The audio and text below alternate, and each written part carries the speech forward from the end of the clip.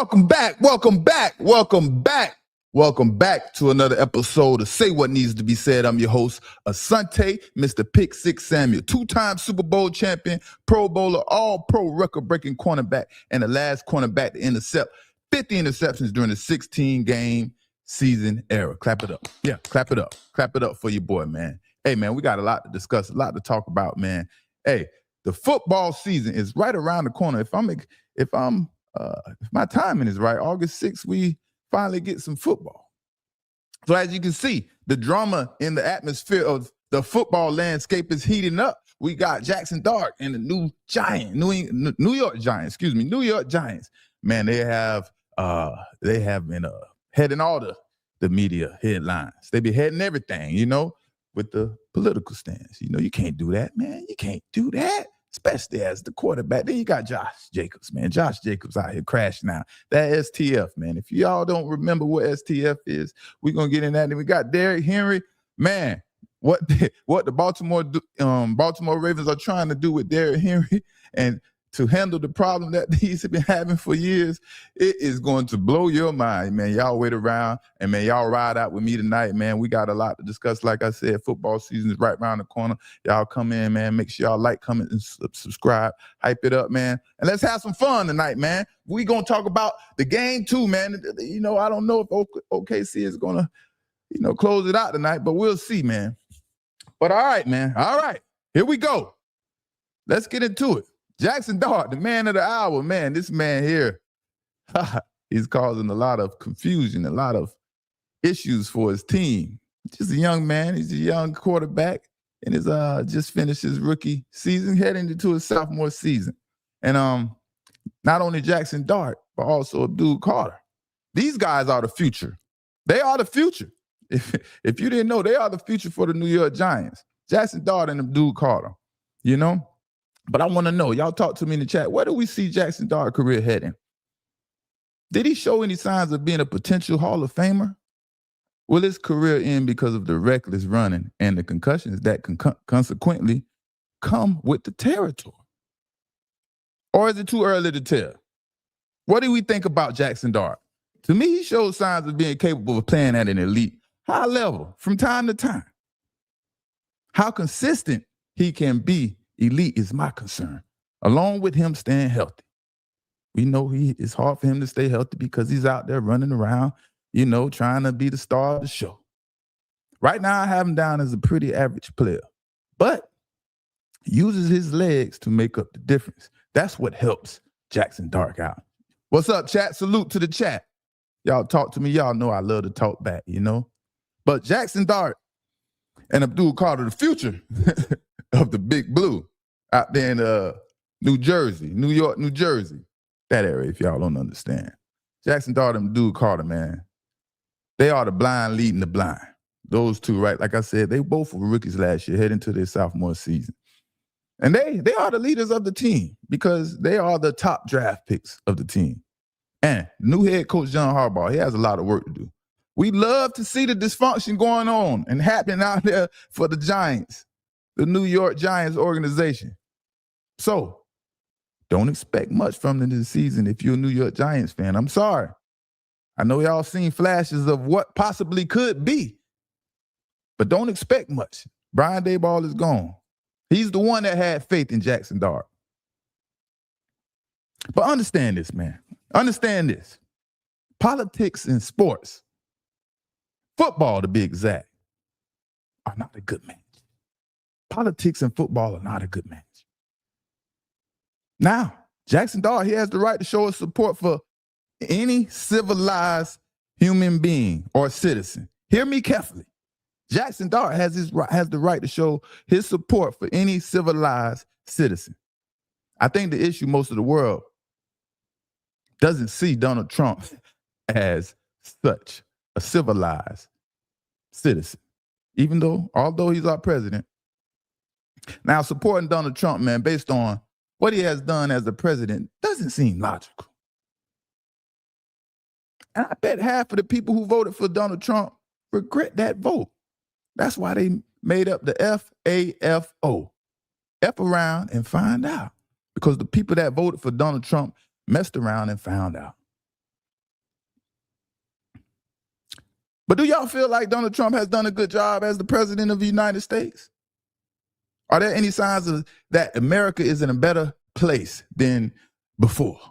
Or is it just bad? Y'all talk to me. Y'all let me know. Y'all talk to me. But this is the video. This is the video that called Jaxson Dart and his team to have a players-only locker room meeting. Has learned more, though, about what went down Saturday. Oh, excuse me. Excuse me there. Sorry, let me read. This is the video that calls Jaxson Dart and his team to have a players-only locker room meeting. This is the video.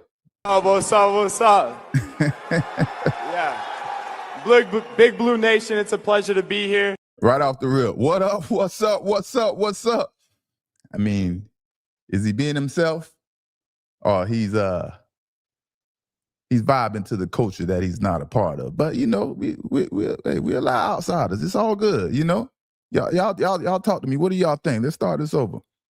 Right when he come on. What's up? Yeah. Big Blue Nation, it's a pleasure to be here. I gotta start this off with a Go Big Blue. I'd love it if y'all would follow with me. Go Big Blue. Go Big Blue. Go Big Blue.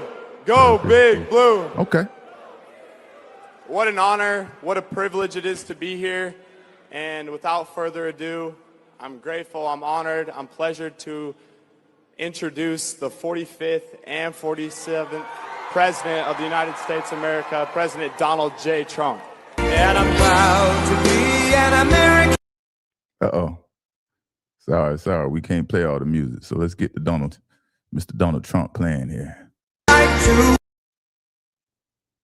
Come on, talk. What's up?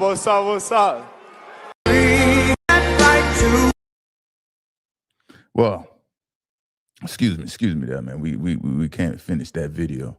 But based on the video, I know we all seen it. A lot of people seen it, you know, but the music in the background, I don't want no issues with YouTube. We don't want no problems. You understand what I'm saying?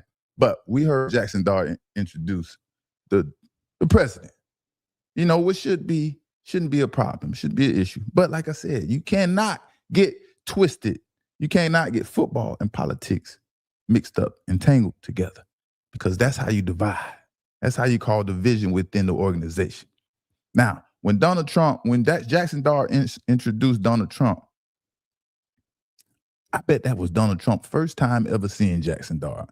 Whether it was in person, social media, YouTube, Google, or whatever, I bet that was his first time laying eyes on Jaxson Dart. And I bet he didn't know anything about Dart as well. One thing about Trump that he understands as a businessman and being an influential guy, a big influence to, I guess, our world, the business sector of America, right? He understands. He understands the power of bringing influential people around. So Trump will get the most influential person around to show their support for him, whether he like that person or not. By the way, that team-only locker room meeting that Jaxson Dart calls because of that video, it was pointless because Abdul Carter was absent due to religious beliefs. Now, I get it. I understand. You know, you have to try to do something to rectify the situation. But if the two main characters aren't there for the meeting, what is the point? But I understand. You have to do damage control and make sure the rest of the team doesn't go out there and start mouthing off and saying all type of things that cause more issues. But the issue with Jaxson Dart being the issue exists with Jaxson Dart being the leader of the team. That is the only reason this is a big deal. If any other position took that stance, just as Jaxson Dart did, supporting Donald Trump, it wouldn't have garnered that much attention. It wouldn't have garnered that much attention. But we all know quarterback is the quarterback. They are the most influential person on the team, probably in the state. Give or take, y'all. Y'all don't crash out on me.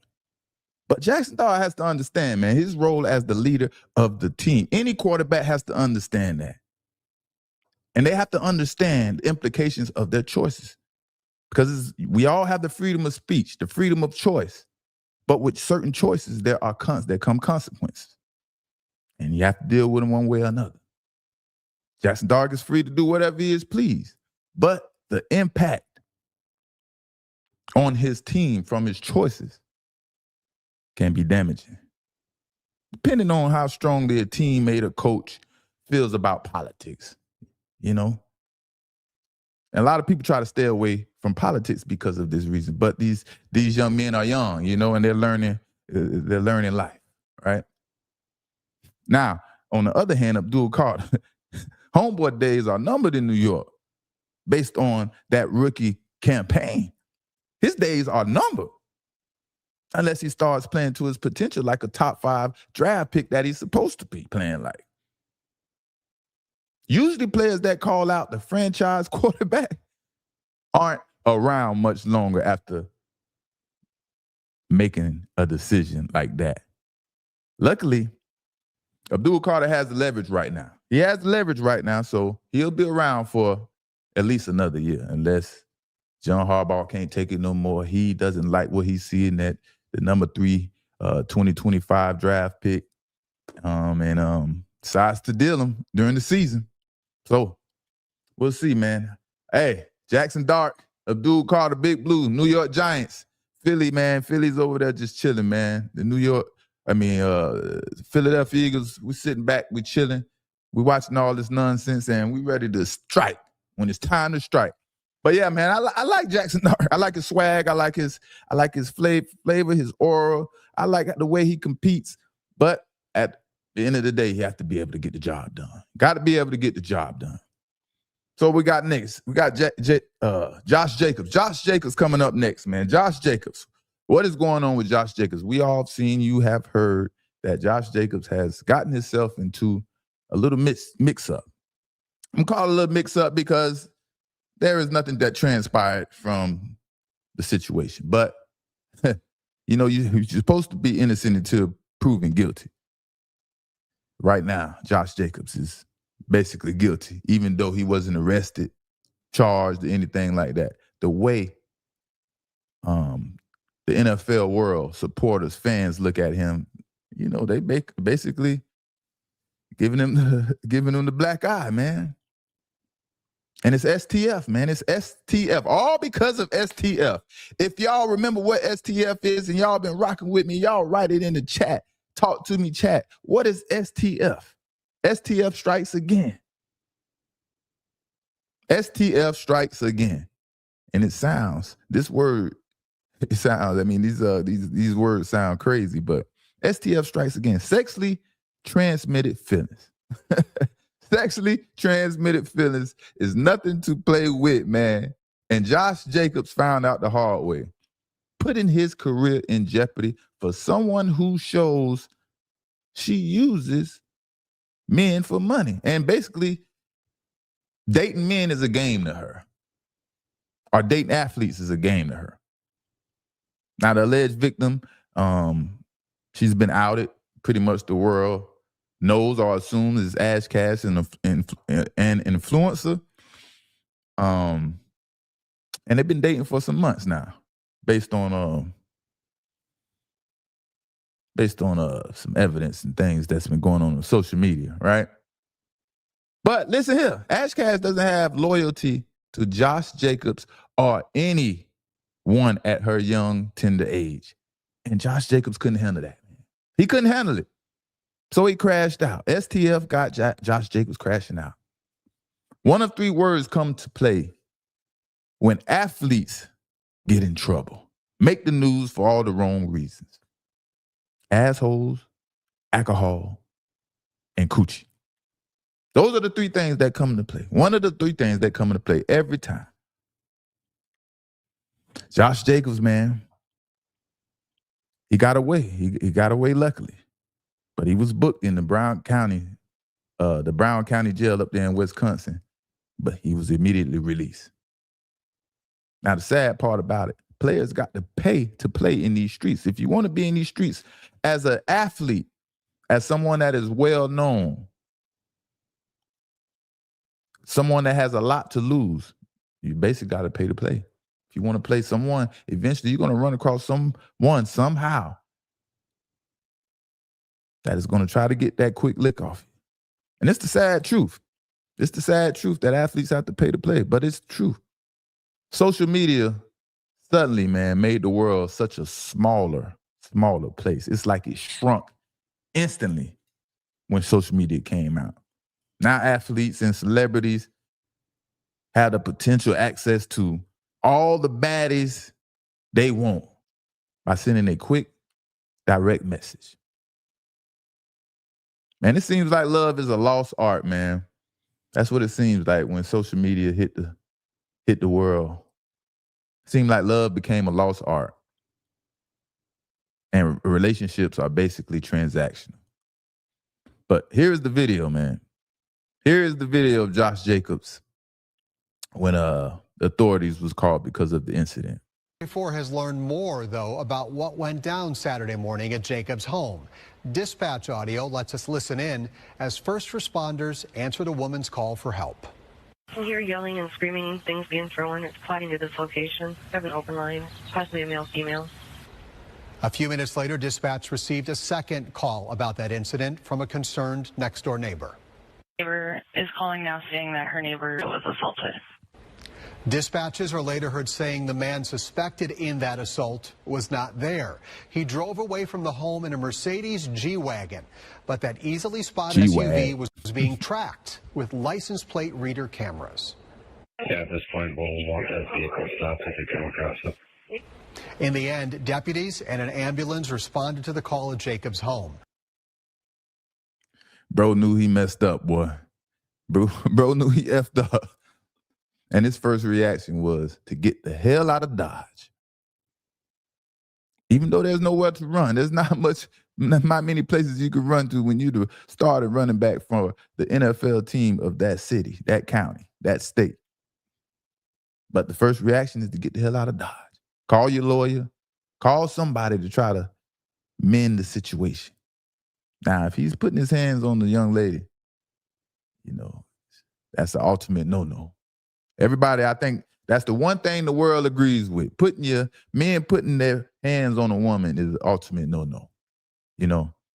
Now, even though Josh Jacobs wasn't charged or convicted for this incident, there will still be a blemish on his name. That's the sad reality about it. Based on that video and authorities being called, people feel like he put hands on her, he assaulted her, and he's basically a woman beater. That's how people feel. Even though he isn't charged, he's released immediately, people are still going to make him guilty. Either Josh Jacobs cut the check to keep that young lady quiet, or she realized how much drama she caused from a minor incident. People have minor incidents, relationships. Relationships, you go through things. Everyone is looking for a come up, not just females. Just seems like that because athletes are males and females, and athletes have to date. So there's a lot of athletes out there, and they are the ones that get all the attention. Or we are the ones that get all the attention. But athletes need to learn how to move around and stay out of trouble. At the end of the day, you have to know how to handle yourself as an athlete, as a one percenter. You have to know how to handle yourself and move around. And it sounds like the young lady that Josh Jacobs had the alleged incident with, sounds like she was living with him. And if you know anything about Green Bay, Wisconsin, it's a very lonely place and extremely cold. So most athletes up there, they're going to have a live-in with them because it's lonely. You need someone up there to cuddle with and keep you warm and pass time in those boring places. When I first went to New England, I stayed in a place called Franklin, Massachusetts. And man, let me tell you, it was a boring, slow pace moving town, you know? But a woman decided to move on after being in a relationship with a star athlete is the ultimate ego buster for athletes. It's the ultimate ego buster. Athletes can't handle someone deciding to say no or not be with them. It's the ego. Josh Jacobs' ego was hurt so bad, homeboy took the physical route instead of the logical route. Allegedly. That is what's being said, but he was not found liable for what was being reported. But he is very lucky, man. He is very lucky to have worked this situation out behind the scene. But he still would be looked at as the bad guy that doesn't handle women in the right way. Let's just say it like that at the end of the day. But shout out to Josh Jacobs, man. I hope they move on from the situation. You know, the thing about it, when circumstances come up like this in relationships, we hear all of the bad that happened. But 9 times out of 10, and usually the individuals involved in the altercation that was previously in the relationship work things out, unless it was that bad. I don't see, you know, that just wasn't my style. It's like these athletes, man, and celebrities, man, they all date the same females. Like they pass them around, you know, they go from one circle to the next. And it's like no one cares. It's like, hey, it doesn't matter. She was with him, now she's mine. She was with 5 other athletes, now she's mine. Hey, I guess that's the game. That's the game out here in this world. Like I said, social media has condensed the earth and made it so small. Made it so small, man. So, yeah, that's Josh Jacobs, man. That's Josh Jacobs. Now we're moving on to the next running back on tonight's live and tonight's topic. One of tonight's topic. Derrick Henry. The Baltimore Ravens, man. Derrick Henry, man. Probably one of the best running backs to ever do it, ever play this game. Minus the issues that he has with ball security. Derrick Henry ball security has been an issue for the Ravens since he became a Raven, directly impacting the outcome in a few games last season. A few games. And let me tell you, man, what you're about to see is definitely significant to them trying to fix the issue with Derrick Henry. And I mean, these drills that these coaches are coming up with these days are so bizarre, you know. And it's going to show that Baltimore is desperately trying to remedy Derrick Henry's ball security issues, attacking it head on, attacking the issue head on. Soon as the season starts, OTAs, they are dealing with it right now. And when you watch this, it's a little bizarre, you know. And in this video, man, it just it shows, man, how much the ball security for Derrick issue is a concern to these coaches. It's so much of a concern that they're creating new drills, trying to be innovative to remedy the problem. Check this out, man. Y'all check this out.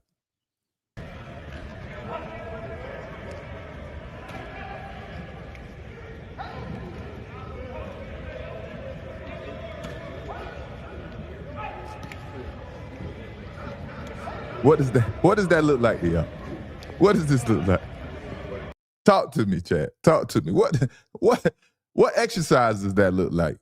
That reminds me of the heavy rope drill, the battle ropes. This is exactly what it looks like. And I know Derrick Henry is so irritated with all these coaches trying to figure out how to remedy the problem because he has a fumbling issue.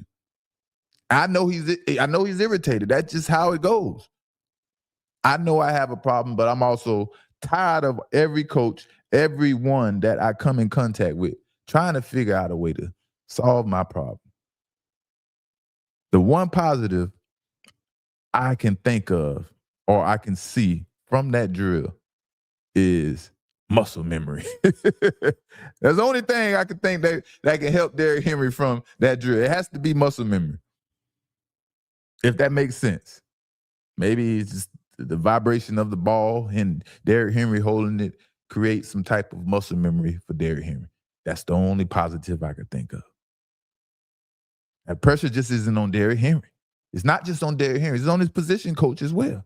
The position coach is dealing with the same amount of pressure as the player, if not more. Players are a reflection of their position coach.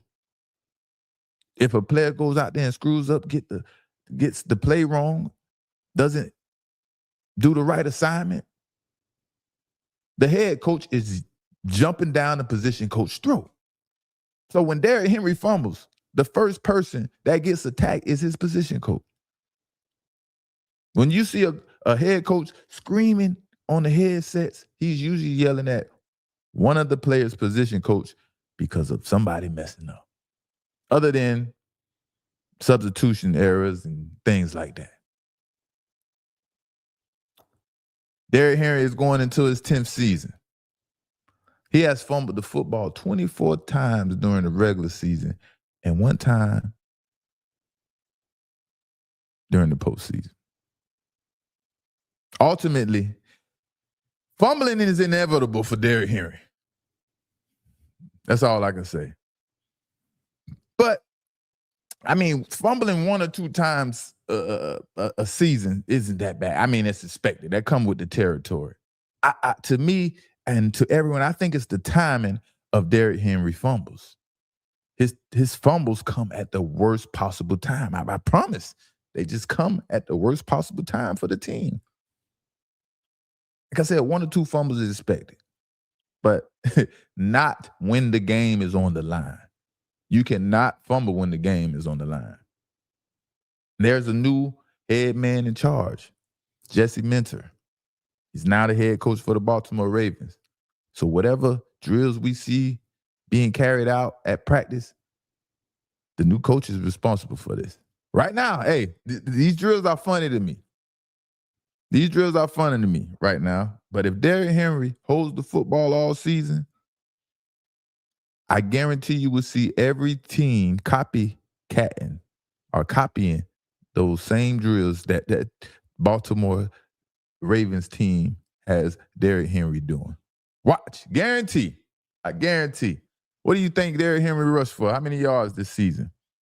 He has the same running style type of coach. They like to play physical football. And what do you think, man? Y'all talk to me in the chat. Talk to me.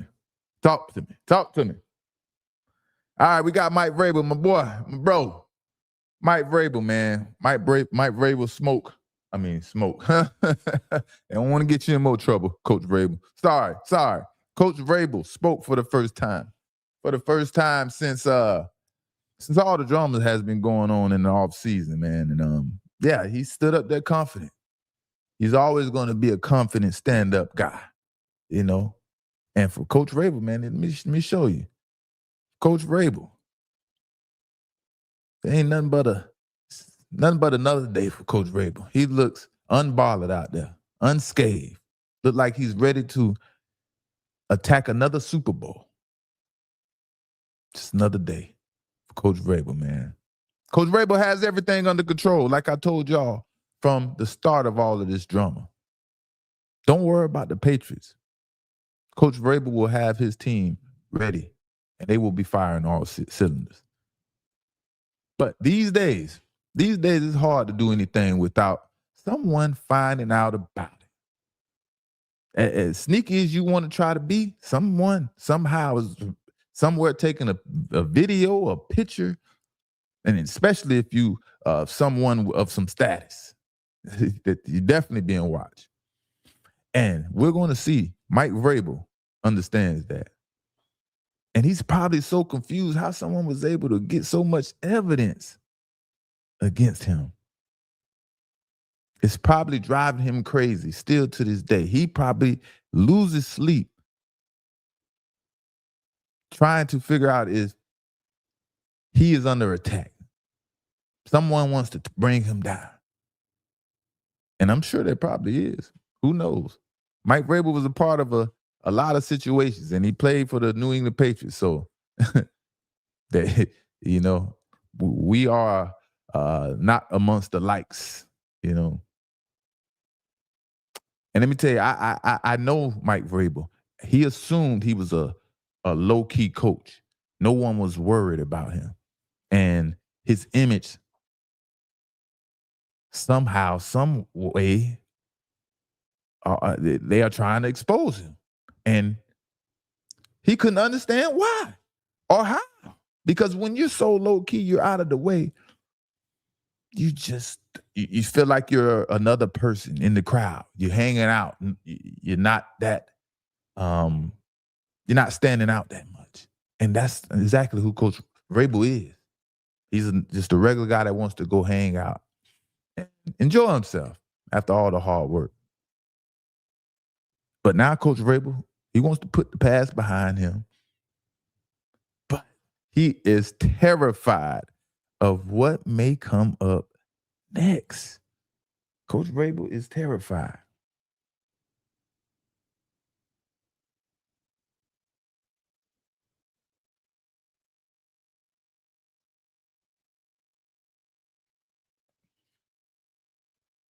I mean, I can only tell you I'm going to be there today, but I can't tell you anything other than I'm going to be out there today in full force.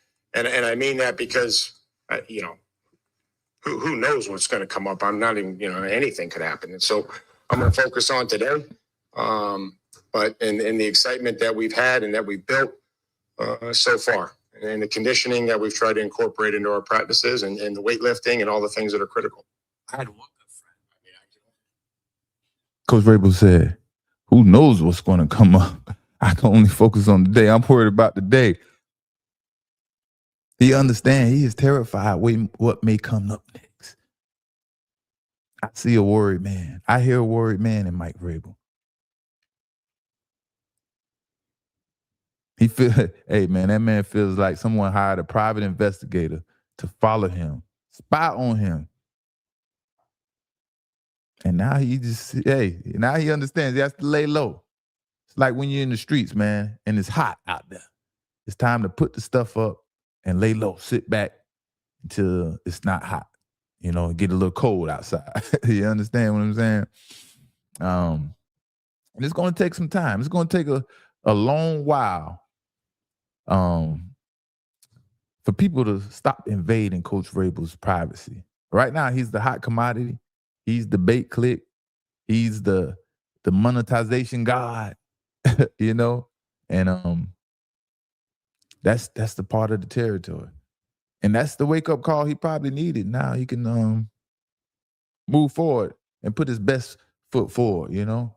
And my early Super Bowl predictions is I'm still standing strong with it. And I got the Patriots and the Seahawks to repeat, you know? And I'm sticking with it right now, unless something drastic happens.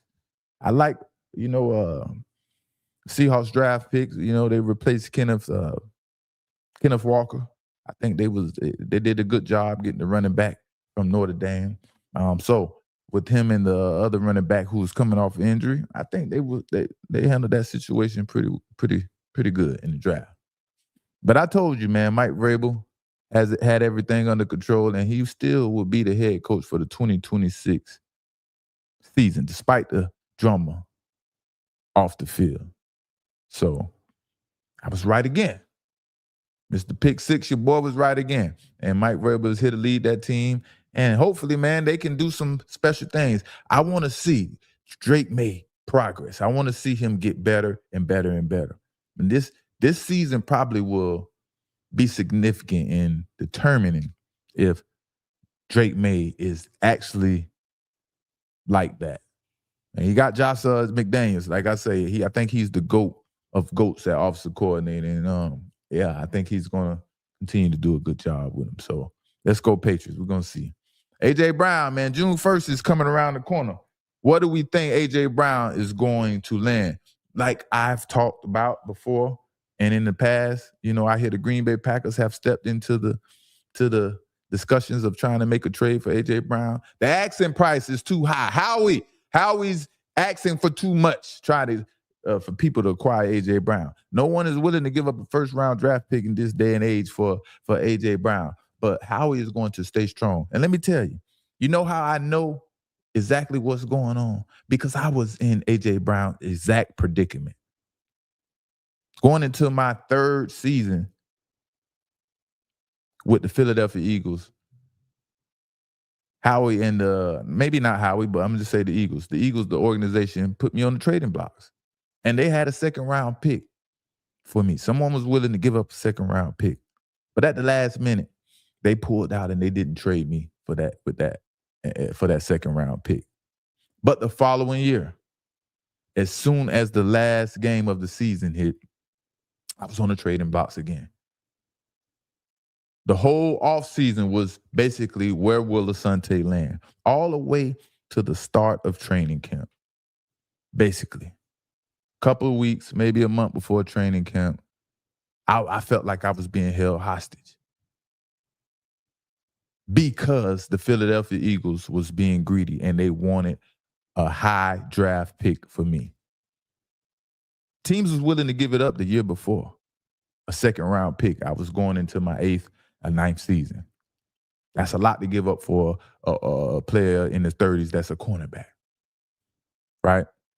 So, right now, Howie's fishing A.J. Brown left and right, trying to, build up some bidding war or something to hopefully someone pull the trigger. Or maybe a free injury comes up for another team, and he hopes that someone would desperately need a number one receiver and give up a first-round pick for A.J. Brown. So that's what's happening right now. And if you see A.J. Brown finally being traded, a couple weeks, a month before training camp, the Eagles couldn't get what they want. They tried their best. And it sucks for certain players. In my predicament, it sucked for me because I didn't have any guarantees in my contract. I had to rework my deal, so on and so forth. In A.J. Brown's situation, the money doesn't change. It doesn't matter to him where he goes. He's still going to collect the same check. So there's some insight for y'all about how it goes down specifically with the Philadelphia Eagles and how they handle trades.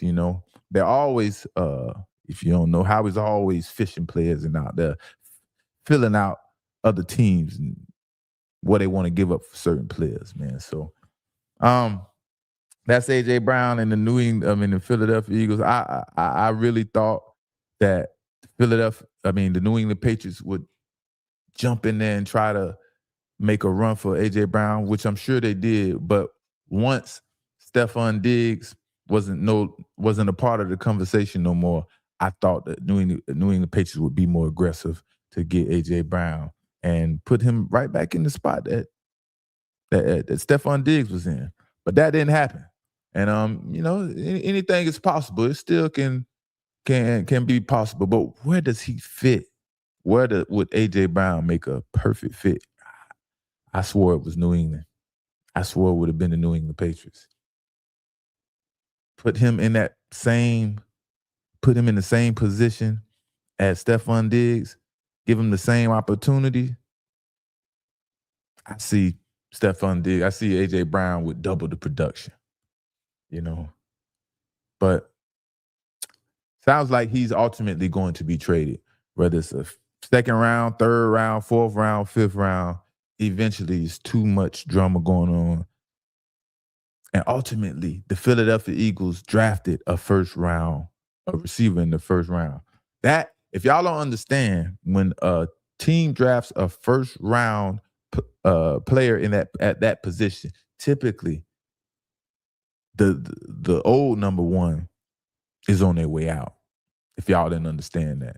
So that's what's going on right now. And that's why we hear A.J. Brown on the trading blocks over and over. What team is trying to get A.J. Brown because the Philadelphia Eagles drafted the first round pick. Say no more. And A.J. Brown, you're the one that's making the most money at this position, so you're the odd man out. That's how it works, man. The politics of football. And, one thing that Coach Belichick said that always stood with me while I played, that if you play long enough, you will go through a contract dispute. You will have a contract disagreement. And that only makes sense because players want to get paid. They want to continue to make money and market value as they may see it. And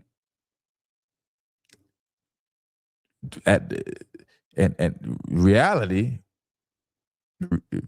if we're talking reality, players are declining when they want to get paid more money. So there's always going to be a conflict. The name may be big. You may have a big name as a player, but the production may not follow. And because the name is big, the player thinks he deserves a hefty check. And the team already sees, or they have a business plan. They have a system that they follow. Once you get a certain age or become a certain age, your talent, you are already descending as a certain athlete. Age, different ages for different positions. That's how, the system works, man. So, yeah, man, the NFL, it's an interesting thing. It's an interesting game. It's the most famous, the most exciting game to the majority of people in the world, man. And I'm thankful I was able to be a part of it for my pretty much my entire life, But A.J. Brown, where is he going to end up? My best bet is a toss-up at this point. I would say the Philadelphia Eagles have no choice but to deal with him one more season unless they are willing to take a third, fourth round pick. That's the only way they're going to be able to deal A.J. Brown at this point and at this time in his career. Well, how we doing out there, chat? How we doing? What do we think about the Ravens, man? We got Lamar Jackson coming up, and I want to talk about it tomorrow. Maybe we'll talk about it Sunday. Lamar Jackson, his contract is coming due, and I think they're in talks for a contract extension. And he ultimately talked about him wanting a guaranteed deal. And does he deserve a guaranteed deal? And that's I want to get into, get some do some homework and figure some things out. You know what I mean? So it was fun rocking with y'all tonight, man. It was fun rocking with y'all tonight, man. And the games, the final is on. What is Wemby doing out there? Wembayamba. Y'all make me say his name. Y'all know I tear it up, man. But y'all think OKC gonna close it out tonight, or are they going for a game 4 or 5 next game, man? NBA, man. But hey, man, NBA, NFL is cranking up. NBA is the season is coming to an end, and now the NFL is cranking up. And y'all know the NFL crank up, I crank up with it. So we're gonna see, man. Salute to y'all out there, man. Chat. Yeah, man. I see someone in the comments in chat saying AJ Brown is a narcissist. I do see some things that and some issues, some. I don't know him personally, but from me reading him and his personality, I see a lot of personality issues that AJ Brown is dealing with. Just the fact that he thought that that he needed to read a book on the sideline for him to be able to cope with whatever he's dealing with is an issue in itself. You play football our whole life. Why all of a sudden do you need to read a book on the sideline to help you cope with issues? That shows that, you can't take mental health for lightly out here, and you can't take it for granted. Who knows the issues that any of us or any player is going through, or any person for that matter. Mental health is is something that we have to take care of. We need to work on tremendously. You have to eat right. You have to exercise. You have to read. You have to train your brain and talk to it and keep positive thoughts around your mindset and in your environment. And that's if you don't, man, you end up thinking about your own thoughts, man, and And who knows what your thoughts will lead you, where your thoughts will lead you. But that's all for tonight, man. I'm gonna wrap it up tonight, man, and I'm gonna see y'all next time, man. It's your boy, Mr. Pick Six, man. It's Thursday Night Vibes. I hope y'all had fun tonight rocking with your boy. STF, man. STF is the problem of the off season. It's the kryptonite to players in the off season. If you know anyone, man, tell them don't get caught up in the STF. Thursday Night Vibes. I'm gonna see y'all next time. It's your boy, Mr. Pick Six, and I